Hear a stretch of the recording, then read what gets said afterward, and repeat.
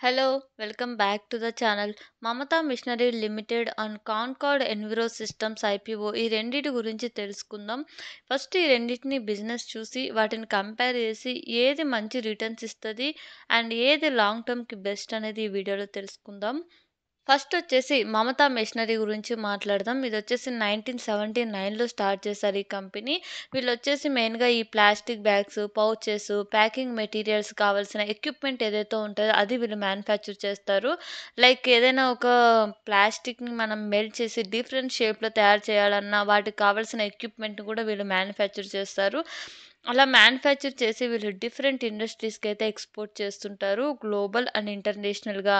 వీటితో పాటుగా ఈ food, beverages or personal care products, household ఐటెమ్స్‌కి సంబంధించిన ఫాస్ట్ మూవింగ్ కన్స్యూమర్ గూడ్స్‌కి సంబంధించిన మిషనరీని కూడా వీళ్ళైతే మ్యానుఫ్యాక్చర్ చేస్తారు. అండ్ ఇప్పటిదాకా వీళ్ళు వైడ్ రేంజ్ ఆఫ్ కస్టమర్స్‌తో కూడా వీళ్ళు రిలేషన్‌షిప్ మెయింటైన్ చేస్తూ ఇప్పటిదాకా ఓవరాల్‌గా 75 కంట్రీస్‌కి వీళ్ళ మిషనరీని అయితే ఎక్స్‌పోర్ట్ చేశారంట. అండ్ అందులో వీళ్ళ మ్యానుఫ్యాక్చరింగ్ యూనిట్స్ వచ్చేసి 2 లొకేషన్స్‌లో ఉన్నాయి. ఫస్ట్ వచ్చేసి యూఎస్ఏలో అండ్ సెకండ్‌ది వచ్చేసి ఇండియాలో ఉంది. ఈ కంపెనీ మ్యానుఫ్యాక్చర్ చేసే మిషనరీ ఏదైతే ఉందో వాటి నుంచి రెవెన్యూ చూసినట్లయితే plastic and pouch making machinery నుంచి వీళ్ళకి 63% వస్తుంటే, ఈ ప్లాస్టిక్‌ని కరిగించి డిఫరెంట్ షేప్స్‌లో కావాల్సిన మిషనరీ ఏదైతే ఉంటదో వాటి నుంచి 4% రెవెన్యూ వస్తుంది. అండ్ ప్యాకింగ్ మిషనరీ నుంచి 14%, అటాచ్‌మెంట్ అండ్ స్పేర్స్ నుంచి వీళ్ళకి 13% రెవెన్యూ అయితే వస్తుంది. మీరు అబ్జర్వ్ చేసినట్లయితే వీళ్ళకి plastic bag and pouch making machinery ఏదైతే ఉందో వాటి నుంచే రెవెన్యూ ఎక్కువ జనరేట్ అయితుంది. అండ్ ఓవరాల్‌గా వీళ్ళ రెవెన్యూ 2022లో 196 క్రోర్స్ ఉంటే 23కి అది 210 క్రోర్స్ అయింది. 24కి 241 క్రోర్స్ అయింది. అండ్ 23 అండ్ 24 కంపేర్ చేసినట్లయితే 15% అయితే ఇంక్రీజ్ అయింది. అండ్ ప్యాట్ పర్సెంటేజ్ కూడా ఆల్‌మోస్ట్ ఆల్ 24 కంపేర్ చేసుకున్నట్లయితే 60% అయితే ఇంక్రీజ్ అయింది. అండ్ వీళ్ళ యొక్క అప్పులు కూడా డెబ్ట్ ఈక్విటీ కూడా 0.09 తక్కువనే ఉన్నాయి. అండ్ రిటర్న్ ఆన్ ఈక్విటీ వచ్చేసి 27% మెయింటైన్ అయితుంటే, రిటర్న్ ఆన్ నెట్ వర్త్ వచ్చేసి 27.39% మెయింటైన్ అయితుంది. అండ్ ప్యాట్ మార్జిన్స్ వచ్చేసి 15% మెయింటైన్ అయితున్నాయి. కంపెనీ మెయిన్‌గా డొమెస్టిక్ అండ్ ఇంటర్నేషనల్‌గా వీళ్ళ మిషనరీని అయితే ఎక్స్‌పోర్ట్ చేస్తున్నారు. అండ్ అంతేకాకుండా టాప్ క్లయింట్స్‌తో లాంగ్ టర్మ్ రిలేషన్‌షిప్ మెయింటైన్ చేస్తూ ప్రాపర్ రెవెన్యూని అయితే మెయింటైన్ చేసుకుంటూ వస్తున్నారు.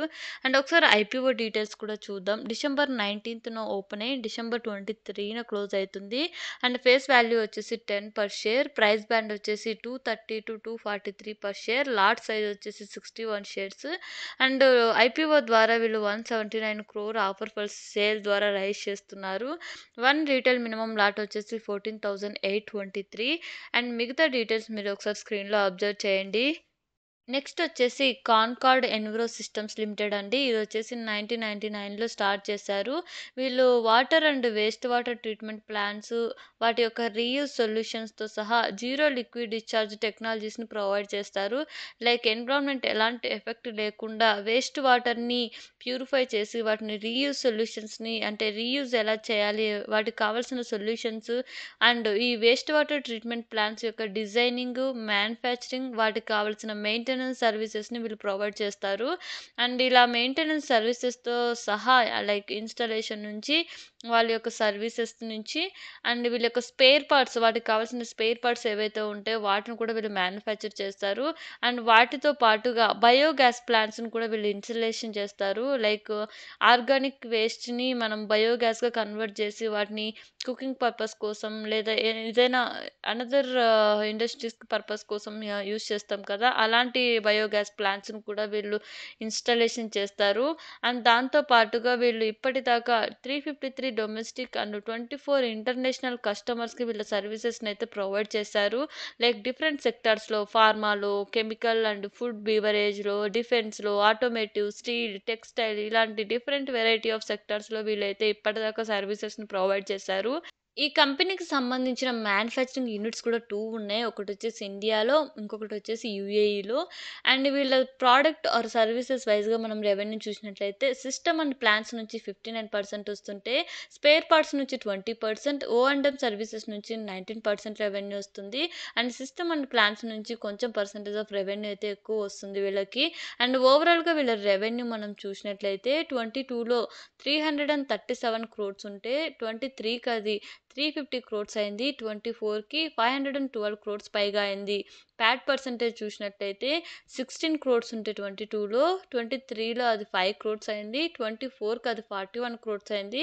అండ్ రెవెన్యూ 46% ఇంక్రీజ్ అయితే ప్యాట్ వచ్చేసి 600% పైగా అయితే ఇంక్రీజ్ అయింది. Coming to the IPO details, December 19th open అయ్యి డిసెంబర్ 23న క్లోజ్ అవుతుంది. ఫేస్ వాల్యూ వచ్చేసి 5 పర్ షేర్, ప్రైస్ బ్యాండ్ వచ్చేసి 665 to 701 per share, lot size వచ్చేసి 21 షేర్స్. వీళ్ళు ఐపీఓ ద్వారా 500 క్రోర్స్ అయితే రైజ్ చేస్తున్నారు. అందులో ఫ్రెష్ ఇష్యూ వచ్చేసి 175 క్రోర్స్, ఆఫర్ ఫర్ సేల్ వచ్చేసి 325 క్రోర్స్ అయితే ఉంది. And one retail minimum lot వచ్చేసి 14,721.